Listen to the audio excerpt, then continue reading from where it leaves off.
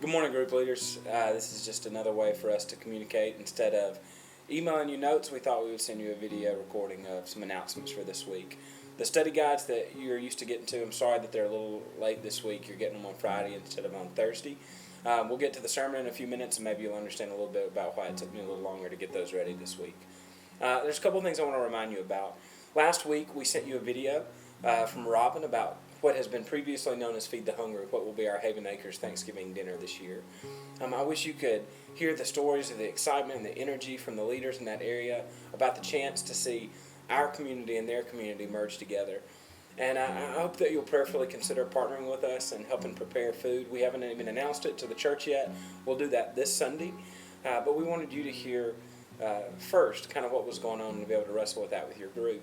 What we're learning more and more is that as we have centralized our church, small groups have become such a key part of mobilizing our church to movement. We give you so much information to pass along, and we know that, and we are so grateful. But now we're looking at a point where statistically it looks as if over half of our church are in small groups. That means if we want to move our church quickly, it makes a lot of sense to do that connection through you. We are so grateful for that, for you as men and women who have seen it as part of your call to be a part of that mobilizing the movement of God's kingdom here in the area, particularly the people that we get to minister to and with. So as you continue to consider that, at any point if you have questions about that, contact Robin, ROBBYN, at theorchard.net.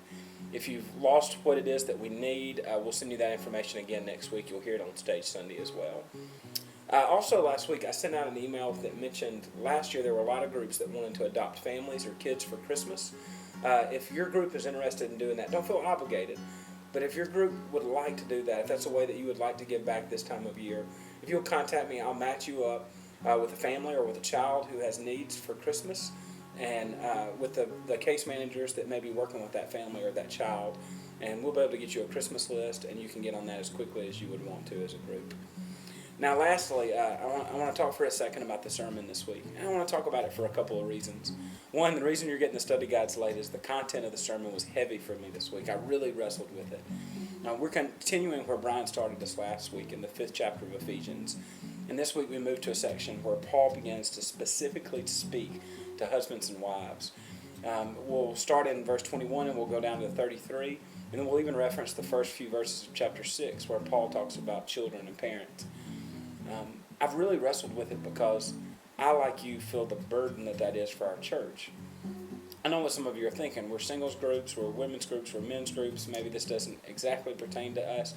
But what we're realizing is that in our ever-increasing network of communication, you're talking to somebody. There is somebody in your life who comes to you in their struggles, in their relationships, in their marriage. And we want to arm you with the right words and how to respond. And I feel like this week continues in that process of us giving people practical ways to look at and to move forward a biblical understanding of how God views marriage and how He would have us be. So I ask you to pray with me and for me for how things would go Sunday.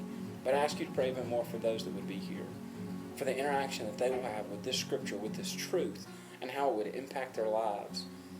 There are probably some folks that are going to be here that won't be as excited about hearing it. But it's because they're wrestling with that place in their relationship, in their marriage. And we believe that truth is the place where God is the weapon that God uses to shape and to form us more.